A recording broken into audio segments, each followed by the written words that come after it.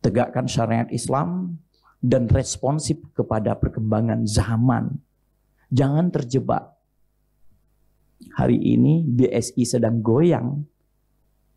Ya, ternyata masyarakat liberal hari ini muncul untuk mengkritisi kanun syariat dan kanun perbankan Islam, dan mereka ingin menawarkan kembali, menggerakkan kembali bank-bank konvensional lahir di Aceh. Dan ini adalah sebuah kemunduran yang ditawarkan oleh kaum-kaum liberal.